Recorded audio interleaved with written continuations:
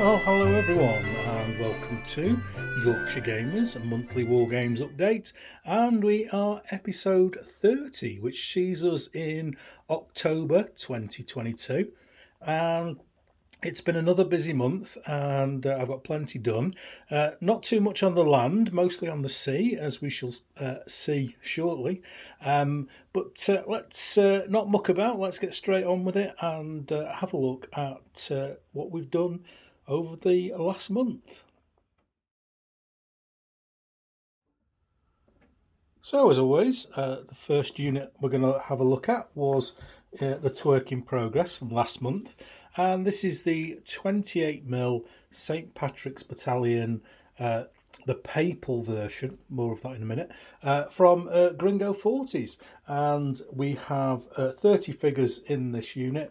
There are 6 skirmishers which I've taken off that you saw earlier because they were painted some time ago. So there's just these figures that I've painted this month, and they are 6 figures on a 60 by 60 base. I know some people like those sorts of details.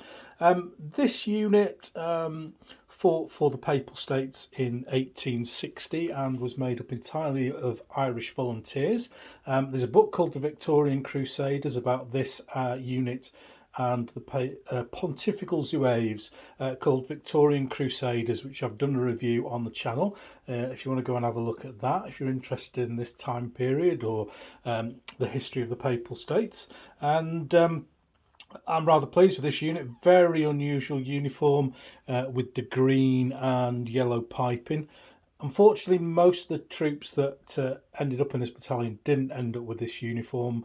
It wasn't around long enough for it all to be issued, and they never operated as a battalion either. It was all in 2 or 3 companies at various depots. But what the hell, rule of cool. I love this uniform. If you remember, it's the unit that von Kretteringen VK challenged me to do during one of the podcasts. So here it is finally. And let's have a look at some of the detail on these chaps. So with all the Gringo 40 stuff that I've got, lovely animation, lovely folds in the uniform to work with the paint, and I'm more than happy with this unit. Really enjoyed doing these. Something very unusual, something very different, and something that everyone's going to point and look at on the table. So this is the command base in the middle with officer and troops around him, and then I'll just slide it on over to the next base, and the guy on your right, the standard bearer, Gringo 40 don't do standard bearers for the St Patricks Battalion, so this is one of the regular infantry guys with his rifle cut away and then a bit of drilling and gluing. In fact, this is the problem when you look really closely at your stuff, you can still see a bit of glue on his hand, but there we go, that's the problems that you get when you magnify stuff. Really like the guy next to him, the officer, pointing and getting the troops to move forward. Really quality piece. And we'll move again and just twist that way. No, it's not worked. Let's bring him round. So this guy on the end here is Sergeant. Obviously the best rank for those who know, and I really like him pointing, telling people what to do, shouting what all good sergeants should do. So that's the Papal St Patrick's Battalion. That's the only thing I've done on land this month that I've finished. I've got a couple of bits and pieces that we'll see in the work in progress, but it's time to get our feet wet and go over to the other side of the room and let's have a look at some wet photography. So we've gone a little bit naval this month, and this is looks very similar to the ship that I did last month. In fact, it's the same class. It's an E-class destroyer, H27, which if we have a look on the base is HMS Electra. And last month I'd done HMS Echo, which was the first ship I'd ever done on this 1/700th project, and very happy with this. Zoom in a little bit on this, have a look at some of the details. Very nice detail on the model, lots of stuff to your panel lining in. I think I've improved a little bit with the foam stuff. I've enjoyed working with that. Been a great revelation. That stuff has really brought on the ship bases, so I'm happy with that. I've got lots of ships to get through because I've been really busy with this. So that's HMS Electra. Sticking with the British destroyer theme, this is HMS Obedient, an O-class destroyer, and this is a kit from Tamiya, and it's a very old kit, this, and it comes actually with two of this particular destroyer type in the box. Detail is a little bit minimal on the ships. There's not a lot to work with, so there's probably a little bit more weathering on this, just to try and give it a little bit more life than I probably normally would. But still, I think with the dazzle camouflage, I think it's come out really nicely. I've used the dark blue from the Life Colour set that you saw last month, the Royal Navy one, the dark blue grey. For this ship, and I think it's come out really nicely. First to go at masking to do the dazzle camouflage with these and some of the more destroyers you're going to see in a minute.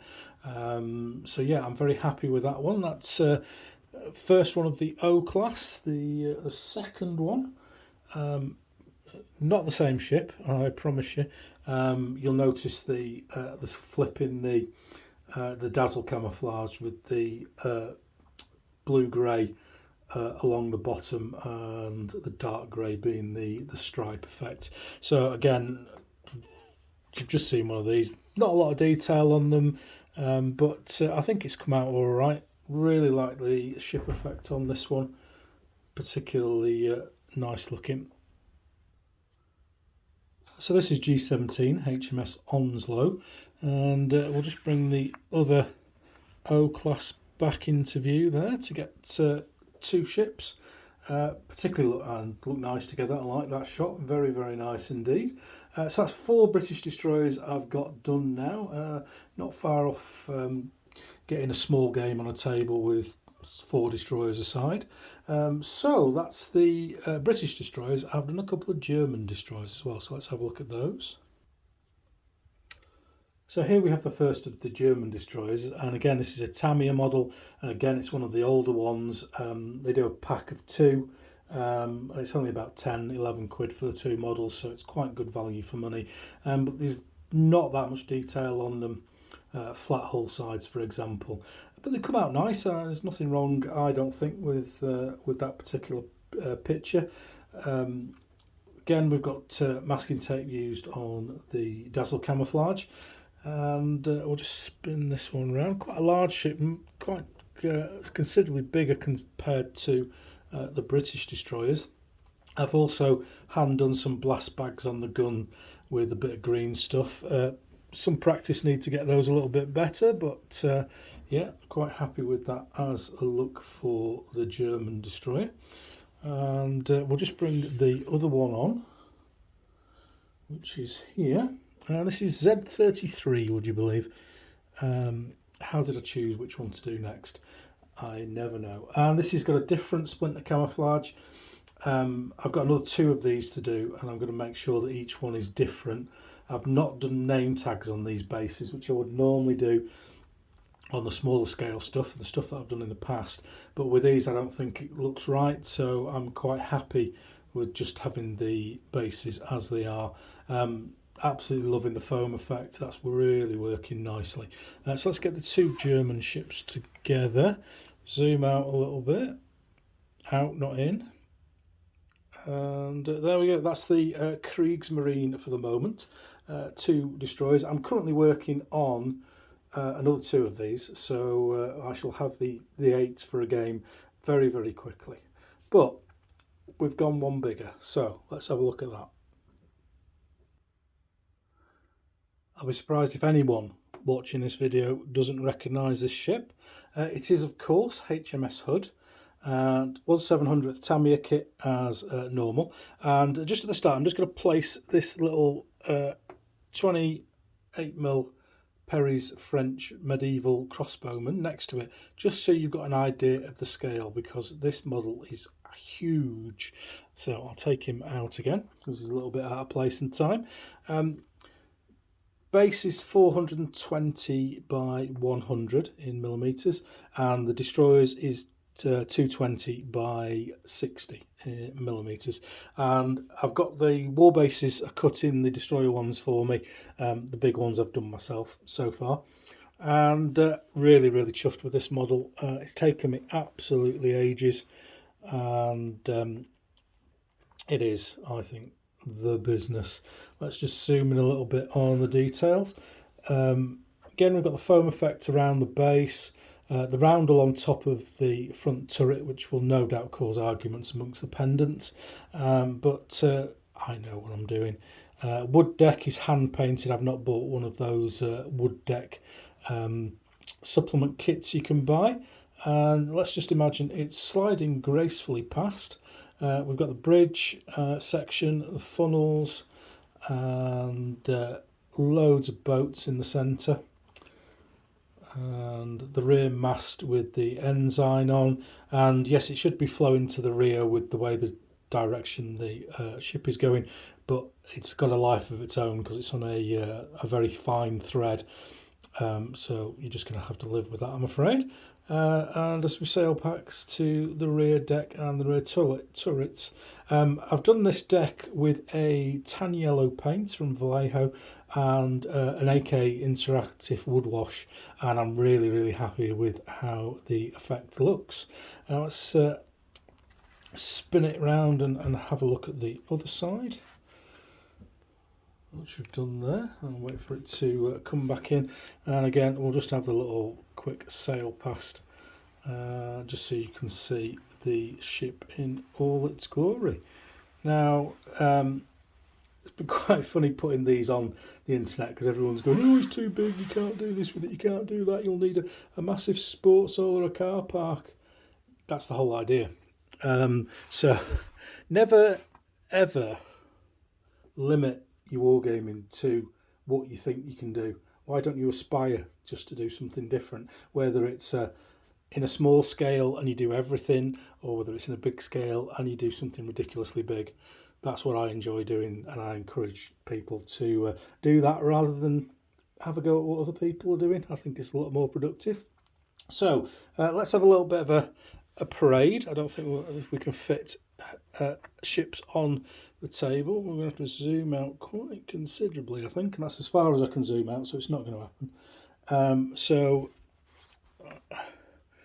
we've got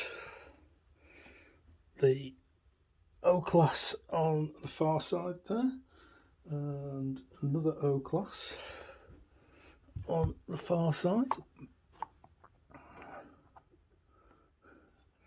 So, chuck in the Germans. I don't think they'd ever get this close to Hood, to be fair, unless it was in peacetime. But there we go. That is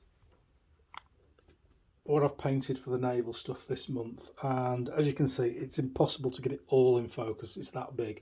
So I hope you're enjoying this 1/700th trip into World War II naval. I certainly am. That Hood kit is awesome. I'm just so happy with it. So let's go and have a look at Twerk in Progress.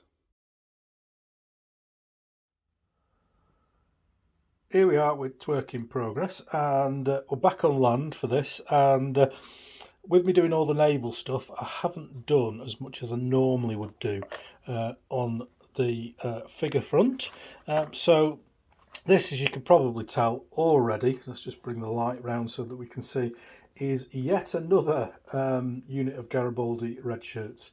I've got 4.5 more to do. As you can see, I've done half a unit here with 4 bases, and these will be done definitely for next month for the video, as they always would be. And with this one, we've done a green ochre trouser, which is how I've done these a little bit differently. And then I've gone for green piping on the kepi and green full facings, just to make this unit stand out from all the other ones. As you know, if you watch these regularly, I like a little bit of difference in each unit. that ties the bases together so they're easy to put away when you play in a big game. So that's those boys. They're en route. That will be the last unit in a brigade. So we've got this lad up and ready. I've done the horses. Just need to do the figures and the basing. This is a chap called Istvan Tur, Hungarian, I believe, who was a general for Garibaldi. And this figure is from Shaco 64, Italian company, and the standard bearer in the background will be painted up as a Garibaldi guide with a flag that matches the 4 units from the brigade. So they'll both get one of these flags. So on the tabletop, you can see immediately which brigade this guy looks for. Other work in progress that I'm not showing is I've just started work on the Bismarck to go with the hood, but by just start I mean I've cut the wooden base out, and I've also started work on 2 German destroyers. So, and I've got a 10mm French. I've not forgotten about the 10mm stuff. I've got a unit of that on the go as well. But I've been concentrating so much on the naval stuff this month that I've not really paid attention to the figures, which is a shame. But there we go. That's this month's work in progress, and we'll go on now and we'll have a look what we've spent. We've spent a few quid. How much? How much? First thing, I've already done a video on these, so I'll very quickly show you these. These are North Star miniatures, and these are Italian Wars 28mm Spanish, and lovely figures. And let's get a bit of light on that so we can see a little bit more detail. There we go. Similar, I think, in the way they've been done to the tag figures. Very nice. With obviously Spanish Morello style helmets, and we've got a big bag of they are arquebus. So I recommend that you pop down and just check the video out on these. I'm not going to look through them because I've already done a review video on them. There are 60 figures here that the 60 figures is going to be one of my Colonella. So pop down, have a look at that video, and see how I'm going to use them, and a bit closer review of the figures. In addition to that, I've been stocking up on kits for the World War II 1700 stuff. Last month I got the big ships I want for Denmark Strait. So this month I've been concentrating on destroyers, and I've gone on to King Kit and got hold of quite a few. So I have HMS Eskimo destroyer 1941 from Trumpeter. Not done any Trumpeter models as yet, so I'm looking forward to that. Let me just shift the camera a second. And next up is another Trumpeter kit, and this is the German Z21 destroyer. Just building up a German and British destroyers. And another German destroyer, Z25. All look very similar. Then we have, guess what? Z28. And that's a later model with the increased air defence on the rear. So looking forward to that. Final German one is Z30. Gorgeous looking kit. I'll probably do a review of the Trumpeter stuff, just so you can have a look. Most people will be familiar with the Tamiya stuff, and as HMS Jervis. The 2O class stuff came in as but they never got a chance to go on how much because they'd already been painted and went straight into that feature. And finally, Esther, is this HMS Hotspur 1941 British H-class destroyer. So I've now got 8 destroyers, 8 German and 9 British destroyers, which is lovely. This month I will probably be investing in some merchant stuff, Liberty ships, and a couple of Hunt class escorts, which will be this month's big spend. But that's the kits that I've bought, and there's just one more thing to talk about. So if you remember last month, I bought some new paints, some life colour specific authentic colours for the Navy stuff, and with me moving on to the bigger ships, I just needed some other stuff as well. So I've bought the Royal Navy Western Approaches set 2. I've already got set 1, and in here we've got a white, Royal Navy white, and we've got Royal Navy Hull Red, which I won't be using, so anyone wants to swap that for anything, quite welcome.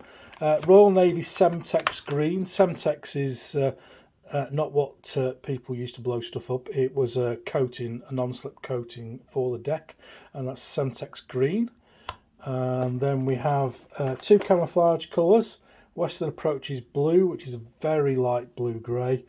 Western Approaches Green, which is a lightish green, slightly darker than the blue, but a nice colour, very unusual. And finally, Courtesine, which is like a wood, warm wood brown, which again is a non-slip deck covering that the British would use mostly on the larger ships, and you will have seen some of that on HMS Hood. So very useful paint set. Much better for airbrushing these. They're quite limited on the pigment, so when you are putting them in an airbrush, you don't need to drop thinner in that much. They work quite well on their own, but they're not particularly good for hand painting. You have to really mix them and mix them and mix them to get anything like coverage on a first coat. Was it Duncan 2 thin coats Rhodes, Ken 1 fat coat that covers everything Riley. That's what I say. So that's what we've bought, how much we've spent, and we've not done any gaming, unfortunately. I wasn't able to make it to CrackCon. Really disappointed with that. I got a really bad cold, couldn't go. So let's go and have a look at what's the scores.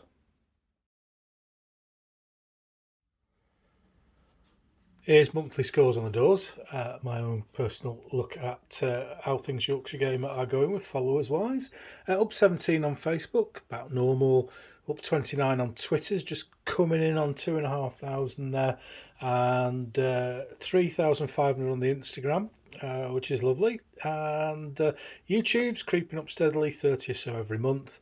And despite the teddy bear video that you may have seen, that I'll talk about in a minute, and most podcasts get between 1,600 and 2,000 listens, so 243 followers. I'm not quite sure how that it's about 15%, isn't it? So if you don't follow the podcast, please do on Podbean, and like and comment as well. It makes the podcast more visible on the search engines, and although we were #1 in Finland for a week in the games chart, it's always nice to get the podcast out to more people. So if you haven't already, please do follow us on Podbean. And the Facebook group is now up to 691, another 148 people, and I encourage everyone who watches this to join the Facebook group. And it's not about me posting my stuff, although I do post on there. I want to see everyone's projects, big games and little games, and what you're working on, and just try and encourage everyone and get kind of a positive area where people can meet up and have a look and a laugh at everything that we've got. So time for the channel shout out, and all the bits and pieces review of what's been going on at Yorkshire Gamer. Today's channel shout out is something a little bit different.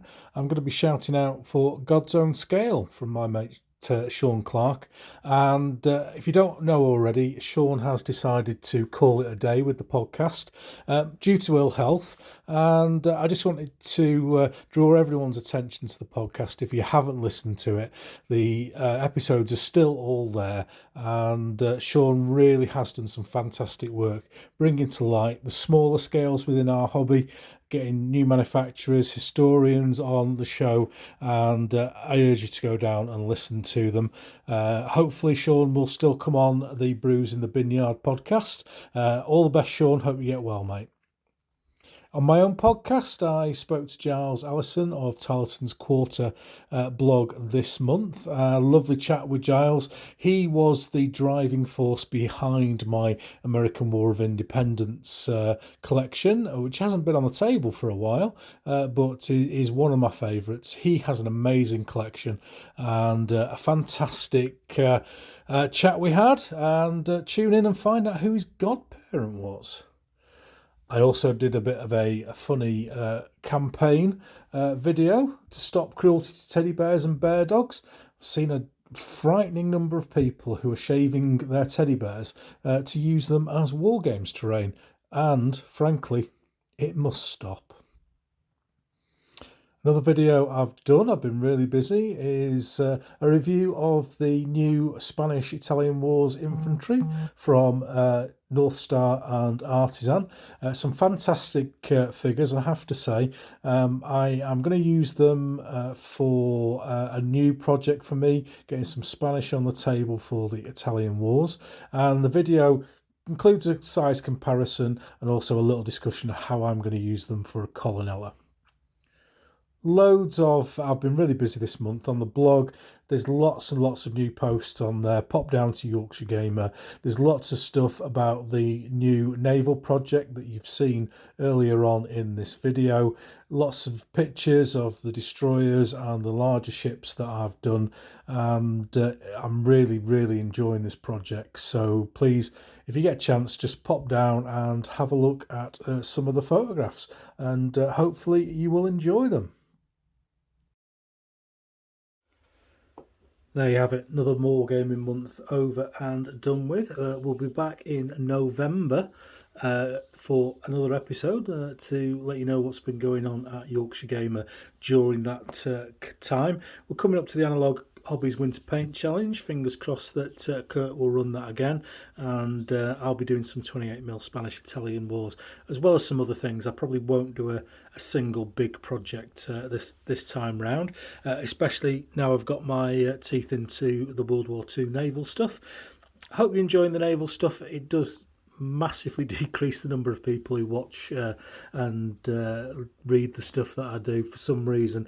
Normally 800, 900 people who watch the monthly updates. Last month, ship on the front, down to 500. So I don't know what it is, but I like them. So it's not about likes, it's about doing the stuff that I love and enjoy. And World War II, World War I Naval is very much that. So thanks for listening, thanks for watching, and hopefully I shall see you all next month. Enjoy your gaming in the meantime, and if you are coming to Fiasco on Sunday the 30th of October, I shall be there with an Italian Wars game. Come and say hello and have a chat about all things gaming. So once again, Siddhi.